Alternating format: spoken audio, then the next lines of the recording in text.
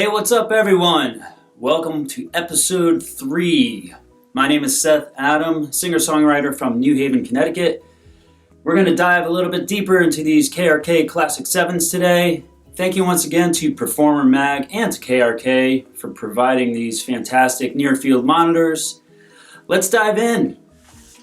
Okay, we're just going to briefly go over the back of the Classic 7s from KRK. You have your high level adjust. So you can leave it flat, you can add a dB or cut up to 2 dBs off of your high frequencies. Same thing for the lows, you leave it flat, boost it 2 dB or cut it back up to 2 dB. You have your volume, which you can keep it at 0, plus 3 dB or take away 6 dB. Or you could really turn it down and give it a minus 30 dB or a plus 6. You also have RCA jacks for connecting, which I've never used, perhaps you have.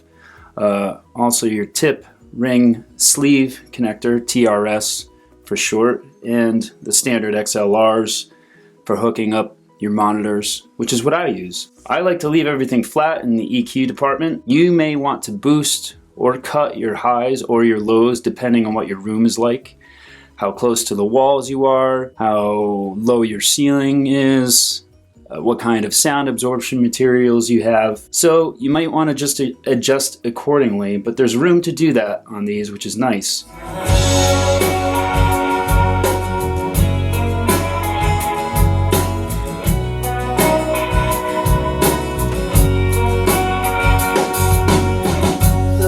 So most of my recording has been done already, and I'm basically using these KRKs for mixing purposes now. I'll sing the vocals through reference headphones, but I often take off the headphones to listen back on monitors to make sure the vocals sound good in the real world.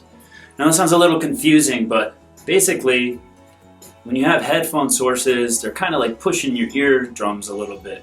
So taking them off and listening back through some really good clear monitors like these helps me make sure that everything is done correctly, that the singing is done well. I don't use auto-tune.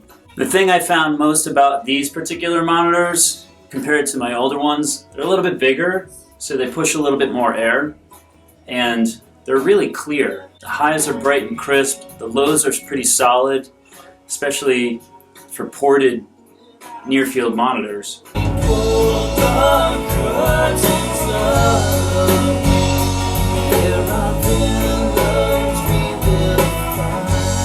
But they give a good rich sound without disguising anything. Again, there's a lot of factors that come into play: where you place your monitors, where you're sitting, what your room looks like. For me, these work pretty well in this room.